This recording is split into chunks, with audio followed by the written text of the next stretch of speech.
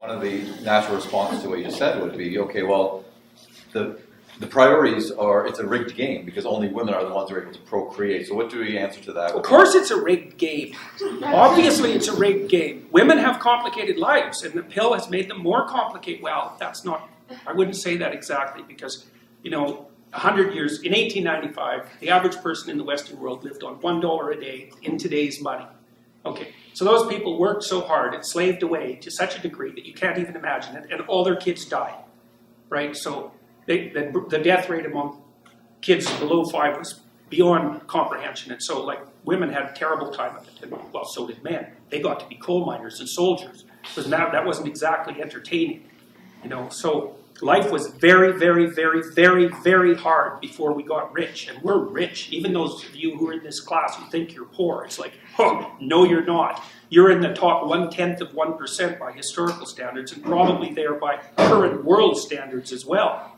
Of course, you can just compare yourself to the few people who are richer than you and feel sorry for yourself. But that's pretty pathetic in my estimation.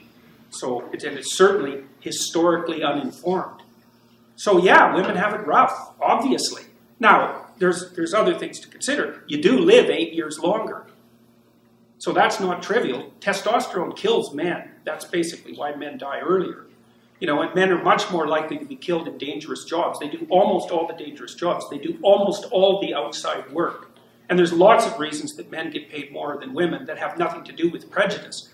It's because they take awful, horrible jobs like working in the oil rigs in northern Alberta when it's bloody 40 below, and come out of that after 5 years with 2 or 3 fingers missing and all warped up because you really want to wrestle pipe when it's 40 below and it's filthy with a bunch of ordinary men who are hungover beyond belief. It's like, that's not very entertaining.